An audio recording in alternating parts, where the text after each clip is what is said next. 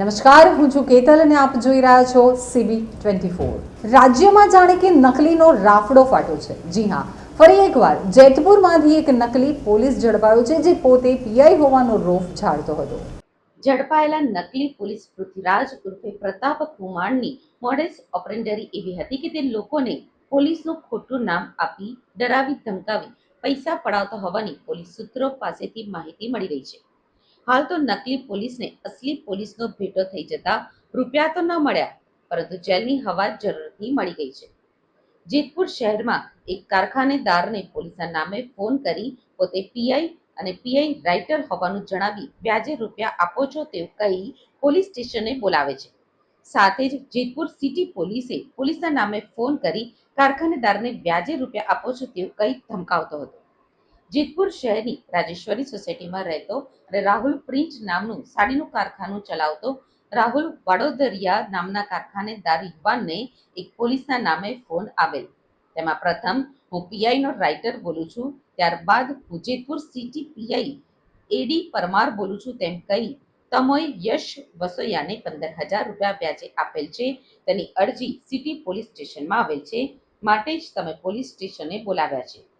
આવો ફોન આવતા જ કારખાનેદાર પોલીસ સ્ટેશને જતા અને ત્યાં પીઆઈને રાઇટરને મળતા જાણવા મળેલ કે રાઇટર કે પીઆઈએ બોલાવ્યો જ નથી અને જે મોબાઈલ નંબર પરથી કોલ આવેલ તે કોઈ પોલીસ કર્મચારીનો છે જ નહીં, જેથી કારખાનેદારે પોલીસનું ખોટું ધારણ કરી ધમકાવનાર શખ્સ સામે સિટી પોલીસમાં ફરિયાદ નોંધાવતા પોલીસે આ બાબતે ત્વરિત તપાસ કરી પોલીસનું ખોટું નામ ધારણ કરનાર શખ્સને ઝડપી લીધો છે।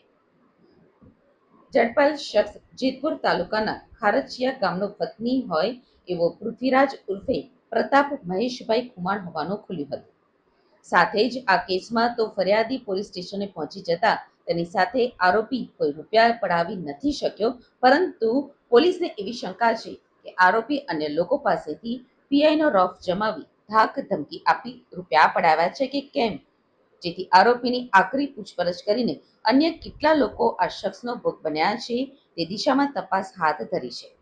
જેતપુર સિટીમાં એક ગુનો દાખલ કરવામાં આવ્યો છે, જેમાં એક ઈસમ પૃથ્વી ઉર્ફે પ્રતાપ ખુમાણ નામના ઈસમે ખોટી પોલીસની ઓળખ આપી અને પોતે પીઆઈના રાઇટર બોલું છું અને સામેવાળો વ્યક્તિ છે તેને ફોન કરીને એવું કીધું કે તારા વિરુદ્ધ વ્યાજનો ગુનો દાખલ થયો છે, તો તું જેતપુર સિટી પોલીસ સ્ટેશન આવી જજે। એવો માલુમ પડતા સામેવાળા વ્યક્તિ ઉપર કોઈ ગુનો ન હોય તેમણે પોલીસને જાણ કરતા પોલીસે તેમના મોબાઈલ નંબર ટ્રેસિંગ કરી અને ઈસમને પકડી અને તેમને ધોરણસર અટક કરી અને કાર્યવાહી કરવામાં આવેલ છે। કોણ છે અને શા માટે ફોન કર્યો હતો અને નકલી પોલીસ કહી શકાય એવું માની શકાય?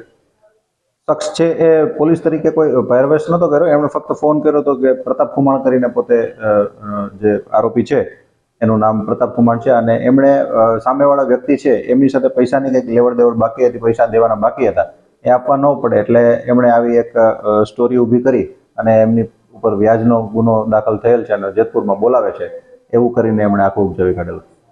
એટલે એવું કહી શકાય કે સાહેબ નકલી પોલીસ છે, પોલીસ તરીકે ઓળખ આપી એમણે કે ભાઈ હું કોઈ પીઆઈના રાઇટર બોલું છું, એટલે એ મુજબનો જ ગુનો દાખલ કરવામાં આવ્યો છે।